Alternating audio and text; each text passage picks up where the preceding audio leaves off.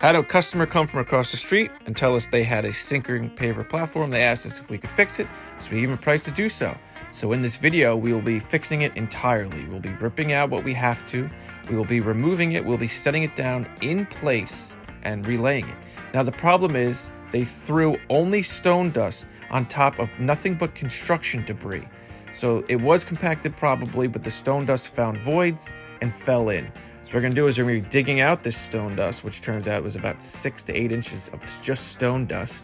And then we're going to be removing any other loose debris, sticking up pieces of concrete, pavers, whatever's in here. We're then going to compact the hell of it as best we can. We're then going to be tying it in with rebar. We're going to be pouring 6 inches of concrete because we're now 9 inches below. So we're going to pour 6 inches of concrete, 1 inch of 3/8 bedding stone, and then the rest will be paver. We're cutting our half-inch rebar now, and the reason we tie in our rebar and use rebar and concrete is so that when these voids inevitably come back, since this was not done properly, we're not going to take everything out for the whole porch all the way down to the footing, we tie the rods into the existing block and we then fill with concrete. Those rods will keep the slab from sinking or settling over time, so these pavers will now officially never sink.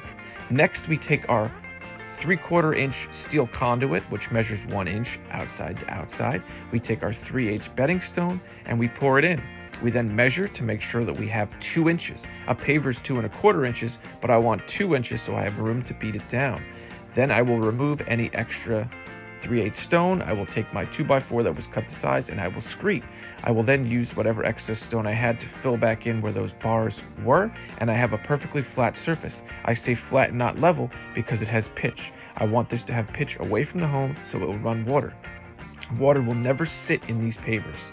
Then I install the pavers the exact way that they were, and I know this because I had the pattern set out on the steps just below. I set them in, I beat them down, I plumb level and square them. Next, I get our G2 polymeric sand. This is a non-permeable sand, so water won't penetrate it. I then sweep it in finely. I beat it down with a dead blow hammer. I then add a little bit more, and I then hit it on the shower setting for 30 seconds, and here's our finished